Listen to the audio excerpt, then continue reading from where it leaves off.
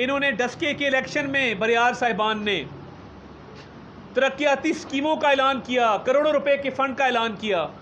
1 रुपया डस्के के हलके में अभी तक नहीं लगा, ना वहाँ पे किसी किस्म की तरक्याती स्कीम शुरू की जा सकी।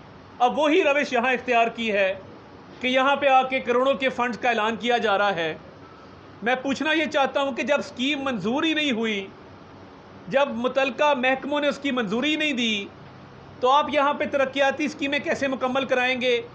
ये ढकोसला पुराना हो गया कि आप कहीं बजरी फेंकवा दें, कहीं पे खुदाई शुरू कर दें, कहीं पे पाइप फेंकवा दें। अवाम बेवकूफ़ नहीं हैं।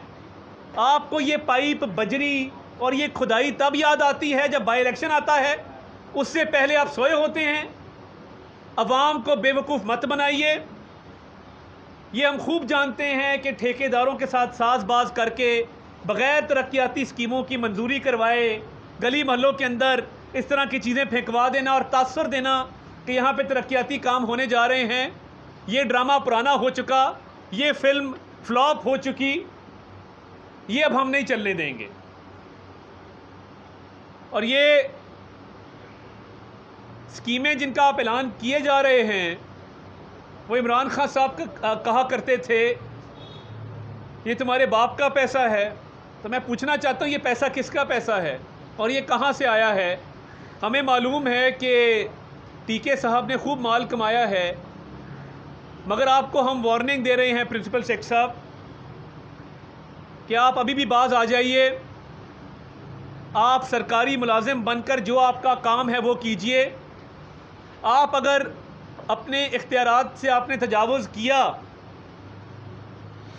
तो आप और पीटीआई के कारकुन बन के, आपका दामाद है, आपको बहुत प्यारा होगा, उस पर ख़र्चा करें, उसको अपनी गोद में बिठाएं, उसके साथ लाड प्यार करें, जो आपका दिल करता है आप करें।